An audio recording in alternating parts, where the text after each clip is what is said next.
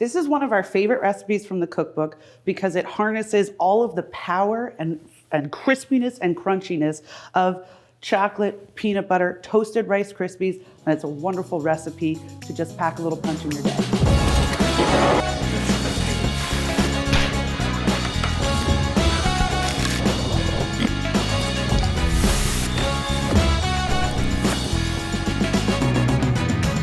Hi, I'm Anna McGorman, and welcome to Milk Bar's Williamsburg, Brooklyn Commissary Kitchen. We're here today to talk about a wonderful collaboration, this 8x8 baking pan, Milk Bar by MadeIN, and we're gonna cook you a fabulous recipe from the new cookbook, all about cookies. It's a chocolate peanut butter diamond. This recipe is a little bit different from a traditional Rice Krispie treat because we're always trying to engage with more flavor, more texture. Most of the time in a Rice Krispie treat, you have marshmallow, a little bit of butter, and that's kind of it. But here, we're toasting these Rice Krispies to engage with a little bit extra texture. We're throwing some peanut butter in here and obviously some wonderful dark chocolate to cap everything off. So the first step that we're gonna do is we're going to line this 8x8 2.6 quarts porcelain baking pan with some plastic wrap. It's actually pretty naturally non-stick because we wanna lift it out easily. We're gonna line it with some plastic wrap. The next thing we're gonna do is we're gonna take our Rice Krispies and we're gonna toast them for about 3 minutes in a dry stainless steel pan. All right, so we're gonna turn this beautiful stainless steel pan onto about medium heat. You don't need it too high. We're just looking to toast these Rice Krispies for a few minutes to draw out some of that flavor and some additional texture. Gotta get a little crunchy. There's a beautiful texture already to Rice Krispies, but whenever you toast something, whether it's in a dry pan or whether it's in an oven, you're drying out a little bit of that water, so it's condensing both in flavor and texture. So once we add some of that fat from the peanut butter inside, it's going to maintain a little bit more of its crunchy texture. While we're waiting for our Rice Krispies to toast, we're going to heat up some of our coconut oil, and we're gonna do it in this gorgeous little butter warmer. You're gonna wanna heat up this coconut oil over low heat. Don't wanna burn it. Once that's in there, I'm gonna slowly start to heat up my double boiler because we're gonna melt some of our beautiful dark chocolate. You'll see a double boiler used in a lot of pastry kitchens for heating up more delicate items. Like chocolate, it scalds very easily. So what we do is in a sauce pot, just about 1/2 inch to 3/4 of an inch of water, heat that up and then put a bowl that nests nicely inside of it. I like to use either stainless steel or glass, and that way your chocolate safely melts without getting too burned. Don't be afraid to regularly stir your coconut oil or your chocolate just so that they're melting evenly. No problem to use the same utensil. Less dishes to clean at the end. The way I know that this is done is I'll just kind of put my face into it. You wanna smell a little toastiness. You don't wanna pick up too much color here. That's not the intention of it, but just a little aroma is nice. We're gonna take our toasted Rice Krispie Treats and we're just gonna put them into a little bowl. You don't need them super hot here. So if you wanna pause, have a little coffee, take a little break, you can always take a resting moment here. Next thing we're gonna do is we're gonna crush up these Rice Krispies. If you're doing a bake sale size batch, you're doing 2, 3, 4, 10 pans. Go nuts. I don't want to stop you from doing a large amount of these. You might want to use a food processor. But for this purpose, we're just doing 1 pan. We're gonna use a little baggie and our best friend, the rolling pin. I'm gonna do this in about 2 sections just because I wanna give them a little room to breathe. You don't wanna go too crazy on this, just a little bit to break it up. You're looking for small pieces, not dust.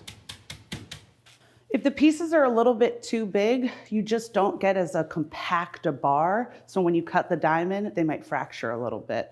They're still gonna taste pretty beautiful. Nothing to worry about. If you're looking for a little bit of a particular beautiful diamond, this is the way to achieve it.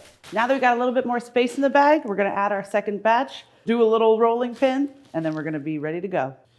The texture you're looking for here is similar to breadcrumbs. Now that our Rice Krispies are ready, I'm gonna go ahead and turn off my coconut oil and give my chocolate a stir. Next thing we're gonna do is we're gonna add some confectioner sugar. We call this 10X in the pastry kitchen, but it's just very finely ground granulated sugar. Worst case scenario, you can always throw some regular sugar in a food processor and let it get powdery. Don't be afraid to use your own utensils. What we're looking for here is we're just trying to evenly mix. Sometimes in powdered sugar, there's a little bit of granularity or some chunks. Just want to break those up with your finger and make sure that all of the Rice Krispies are nicely coated with that powdered sugar. We're going to add a little bit of our salt. We're going to save some for the top, but this goes inside. And just a few passes to bring that together. We're going to set this off to the side, and then we're going to combine our coconut oil with our peanut butter. I'm partial to a lot of different types of peanut butter. It's very divisive in my family. My sister and my dad are much crunchier people. I'm a big creamy fan, but my favorite all-time peanut butter is a Jamaican peanut butter called Panda. It's got like a thick layer of fat on top that you gotta stir in. It's really good, it's really good. So we're gonna add this coconut oil in now that it's nicely melted. I usually like to add about half first and get it started stirring-wise, and that way it's a little bit easier to emulsify. Once we've got it nicely emulsified, we add the other second half. Can we talk about this butter warmer for a second? Pretty nice. It's just perfect. The sides are nicely sloped, so when you're adding fat into something like this, you don't have a lot of drips, a lot of messiness everywhere. Butter, oil, things like that. Not something you want to have slicking up your countertop. This lovely peanut butter coconut oil mixture is going to get added all in to our Rice Krispies sugar and salt. When in doubt, little self mixer. Sometimes the best utensils are the ones you always have attached to you.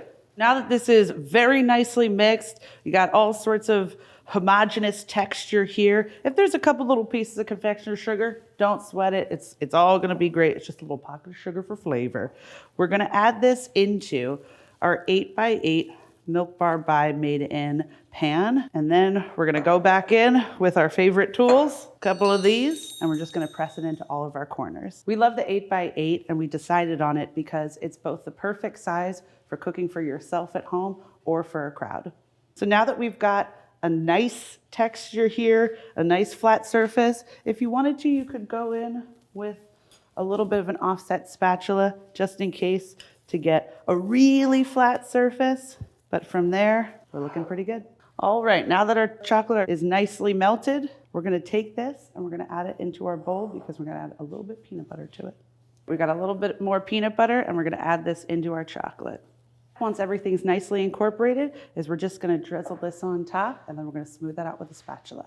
Final step, we're gonna hit it with a little bit of salt. You can use Diamond Crystal Kosher, you can use a little sea salt, you got a little Himalayan, go ahead, put it on there. You just want to be generous with it. Next stop for this is off to the freezer. You want to let it sit for about 40 minutes to an hour, and then it'll be ready to cut.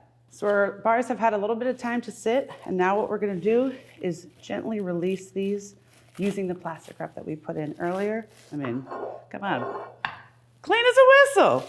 I like to take the plastic wrap off right when it comes out of the freezer, but then I'll let it sit on the cutting board about 5 to 10 minutes so it warms up a little bit before you cut it. All right, so we're gonna slice these into diamonds. They can't be chocolate peanut butter diamonds without being diamond shaped. That's called the chef snack. Gotta have that, you got a little taste test. But from here, slice it into a 1-inch band, and then from there, you're going to cut at a 45-degree angle, 1¼ inch diamonds. A nice trick is, if they start to fracture a little bit, just wait a couple more minutes till they warm up, and that way, you're left with these. The chocolate peanut butter diamond from All About Cookies, made in this beautiful collaboration, the 8x8 Milk Bar by MadeIN pan, and now it's gonna be snack time for Anna. Yep, see you soon.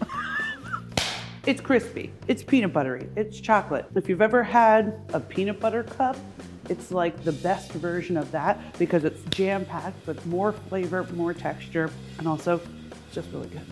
Signing off here from our Williamsburg commissary, my name is Anna. I work at Milk Bar, and it's been great to spend some time with you. Have a good day. Woo!